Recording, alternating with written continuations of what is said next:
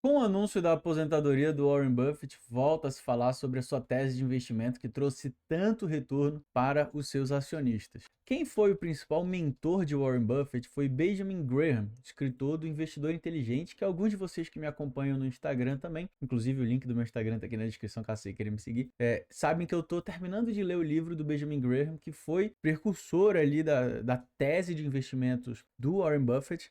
E aí eu trouxe para vocês aqui uma lista, obviamente que eu joguei isso no ChatGPT só para listar de uma forma fácil para vocês, quais são os principais indicadores econômicos, os indicadores financeiros que você analisa de uma empresa para que ela se torne minimamente atrativa para você investir. Óbvio que vale lembrar que o livro ele não é resumido a essas informações. Existem muitas outras coisas extremamente importantes que estão lá. Já trouxe várias informações sobre o livro aqui para vocês. A questão não é falar do livro em si, mas eu não quero que você pense que eu estou resumindo a tese somente nesses indicadores financeiros das empresas. Existe muito mais por trás, mas eu quero primeiro fazer uma listagem, uma triagem e até o final do vídeo adicionar um pouco de informação minha, pela minha experiência e também fazendo uma conexão da minha experiência com outros conselhos que estão fora dessa lista de informações que eu estou trazendo aqui para vocês. Vamos lá, se você gosta desse tipo de conteúdo, não esqueça de se inscrever no meu canal, deixa o like nesse vídeo e vamos agora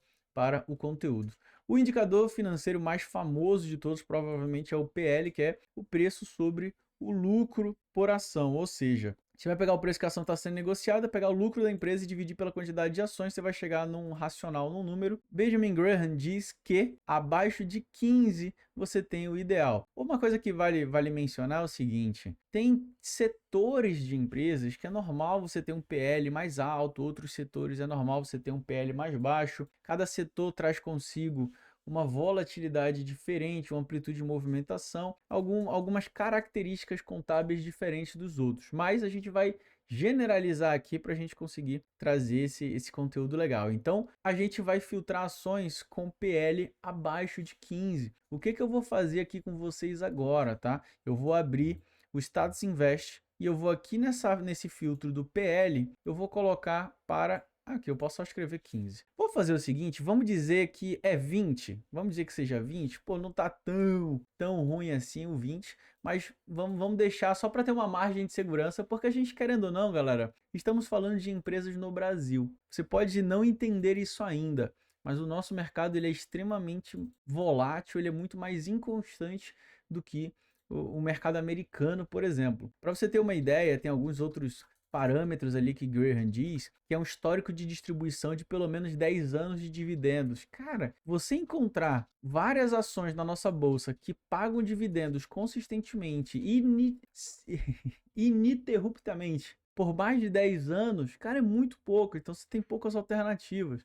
Então, alguns dos conceitos dele, a gente vai tacar um veneno em cima que é para chamar esse veneno de veneno Brasil. Coloquei PL aqui de 20 e vamos voltar lá. O que mais que ele fala? O PVPA, o famoso PVP, certo? Ele diz o seguinte, o ideal é que ele seja abaixo de 1,5. O PVP é quanto que você paga por R$ 1 do preço daquela ação. Existem alguns conceitos que dizem o seguinte, se o PVP é menor que 1, significa que tecnicamente ela está barata, de uma forma, de novo, uma forma bem grosseira, sem aprofundar muito nas características individuais de cada empresa. Mas você está dizendo que você está pagando, por exemplo, você paga 80 centavos por R$ 1 da empresa. Então significa que ela está com 20% de desconto, a grosso modo. Porém, existe uma outra tese sobre esse PVP que diz o seguinte, se o PVP de uma ação está, por exemplo, 1,5, como o próprio filtro aqui de Benjamin Graham diz, se está 1,5, significa que o mercado está disposto a pagar um crescimento, está disposto a pagar 1,50 para cada R$ 1. Ou seja, ele está projetando uma valorização dessa ação no preço atual. Então, isso também pode trazer um conceito de oportunidade para a gente, mas a gente tem que analisar outros indicadores financeiros juntos. Um ROI, por exemplo, um ROA. Mas enfim, aqui ele vai trazer de uma outra forma, mais ali para baixo. Aí ele traz aqui também que a dívida da empresa dividido pelo patrimônio líquido deve ser aí o ideal que seja menor que 0,5. Quanto menor, melhor, né? Obviamente você vai valorizar empresas que estejam com uma baixa alavancagem financeira, não estão ali com a corda no pescoço com muita alavancagem, com muitas dívidas, né? Então, com certeza, estar abaixo de 0,5 é um fator importante. A liquidez corrente é um indicador econômico, um indicador financeiro, que vai medir a capacidade da empresa de pagar compromissos de curto prazo. Então, você vai pegar ativo circulante contra passivo circulante, você vai dividir isso, né? E o ideal é que esse resultado seja um valor acima de 2. Histórico de lucros, é aqui onde já entra aquela complexidade, tá, galera? A complexidade Brasil, por exemplo. Ele fala que o ideal é você escolher empresas que têm lucro positivo em pelo menos 10 dos últimos 10 anos. Cara, se você pegar até a própria Petrobras, cara, é difícil de você ter um histórico de 10 anos de lucro da Petrobras, que é uma empresa, tecnicamente, uma empresa muito boa, né? Uma empresa de petróleo, etc. Então a gente não tem muitos históricos. Você pode pegar outras empresas. É difícil, de novo, Brasil é difícil. Então a gente vai ter que adaptar isso aqui por enquanto. Vamos deixar isso aqui em stand-by, mas é importante que você saiba disso. Tem o crescimento do lucro por ação, que você vai ter aí um crescimento mínimo ideal de 33% do lucro por ação nos últimos 10 anos. Então, algo que a gente vai filtrar também. Mas aqui também, ó, dividendos. Pagamento de dividendos contínuos por pelo menos 20 anos. Cara, esquece. Assim, de novo, pode ser que a gente encontre alguma empresa no Brasil que tem esse histórico, mas quando a gente vai adicionando todos esses fios, é perigoso a gente não achar nada, né? Mas vamos que vamos. Isso aqui que é legal, ó. Esse oitavo aqui é um dos meus favoritos. É um índice combinado em que ele vai fazer o seguinte: ele vai pegar o número que resultou do PL e multiplicar pelo PVP. Lembra que o PVP ele vai ser um número que, na maioria das vezes, ele vai estar transitando um pouco acima, um pouco abaixo de 1? Pode ser que você tenha um PVP de 2, 3, 4, pode ser. Mas se você multiplicar o PVP pelo PL, ele diz que tem que ser menor do que 2,5. Vamos voltar aqui, ó, vamos colocar. Esse aqui, se eu não me engano, a gente não vai conseguir colocar ali no Status Invest. Mas vamos voltar aqui para cima. Vamos colocar esse aqui, dívida de longo prazo, patrimônio líquido. Pronto, dívida sobre patrimônio, quanto que ele diz aqui? 0,5. Então vai de 0 a 0,5. Caramba. 0,5. Vamos colocar aqui agora o PVP menor que 1,5, tá aqui, ó, PVP, então ele vai de 0 a liquidez corrente, ativo circulante dividido por passivo circulante ideal acima de 2, então a gente vai aqui e vamos colocar aqui em liquidez corrente, ó, ativo circulante dividido por passivo circulante, tem que ser maior que 2, então aqui eu vou colocar o mínimo 2 e vou deixar ali em 100. Partindo disso aqui, a gente já pode começar a filtrar algumas empresas e a gente vai analisando isso aqui junto. Pronto, aqui ele já separa para mim algumas empresas que estão dentro dessa categoria, certo? Com PVP ali abaixo de 1,5, PL abaixo de 20. A gente tem que tomar cuidado com algumas outras características, com PL negativo. A gente tem que analisar também, pô, eu vi uma empresa que está com PL baixo. Deixa eu ver se ela tem realmente um histórico de lucros recorrentes, como a gente analisou ali, né? Eu preciso ter um histórico de lucros, porque pode ser que, por algum motivo, uma empresa tenha vendido boa parte dos seus ativos, e isso é, na maioria das vezes, uma coisa ruim, você vender ativos. A empresa fez uma grande liquidação de parte ali dos seus ativos e entrou dinheiro em caixa, e isso tecnicamente vai entrar ali na sua contabilidade como um histórico de resultados, mas que ele está maquiado, não foi operacional, mas foi dinheiro que entrou de certa forma. Isso pode corromper um pouco ali a sua leitura. E aí a gente pode analisar aqui também a questão dos dividendos, porque se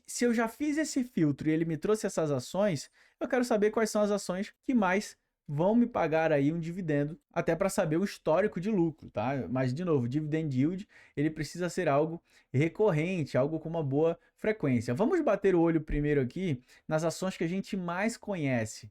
Pô, Bradespar, a gente sabe que tem uma ligação muito forte ali com a Vale, obviamente, né? Então a gente tem uma ação que está com todas aquelas características, tem um dividend yield anual de 12,6%, ou seja, pagou isso aqui nos últimos 12 meses, isento de imposto de renda, isso aqui é um pagamento muito bom. Tá com PL de 3,5, muito bacana. PVP de 0,75, ou seja, quando você compra as ações da Bradespar, você está pagando 75 centavos para cada real que você compra de ações da bolsa. E aí você tem outros indicadores aqui, EV, EBITDA, eu não vou trazer cada um aqui, eu já tenho outros vídeos aqui no meu canal sobre esse tipo de leitura, mas uma coisa que eu prezo muito, galera, é o seguinte: a liquidez para você negociar esses ativos. Por isso que eu trouxe aqui, por exemplo, eu já bati o olho na Bradespar, que eu sei que é um ativo grande, digamos assim, que você consiga negociar tranquilamente. Essas aqui eu acredito que você já teria muita dificuldade, entendeu? você vai ter... Você tem empresas que não são tão populares e não é o fato dela não ser popular que compromete o seu investimento nela. Mas muito provavelmente você vai ter uma liquidez muito ruim na hora de comprar e de vender esse ativo. Por exemplo, vamos dar uma olhada nessa Cine3 aqui na nossa plataforma.